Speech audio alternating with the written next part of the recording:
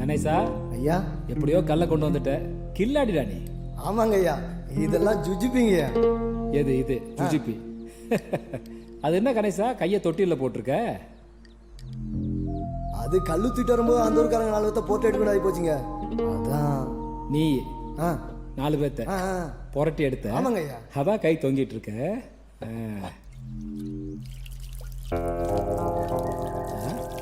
என்ன கணேசா கல்லு கலர் போகுது? ஐயா மன்னிச்சிடுங்க ஐயா, பயத்துல போய் சொல்லி போட்டேனுங்க, மன்னிச்சிடுங்க ஐயா. டேய் கணேசா, நீ கல்லு தூக்குறதுல தான் வில்ல, நான் காலாகாலமா வில்ல. சொல்லு. ஐயா நீங்க இவ்வளவு தூரம் கேக்குறீங்க, பதில் சொல்லாம வளர்றான் பாருங்க, வாயிலே சுடுங்க அவன். வேண்டாம், இவ்வளவு பேர் துப்பாக்கி அவன் வாயில வச்சிருக்க. எங்க நீ பேசி பார்க்கலாம். இப்ப போட்டு கொடுக்குறியா? பாரதேஸ், போய் சூப் எடுத்துடா, சூடா போ போ. ஐயா கல்ல நீங்க நினைக்கிற மாதிரி சுலபமெல்லாம் எடுக்க முடியாதுங்க.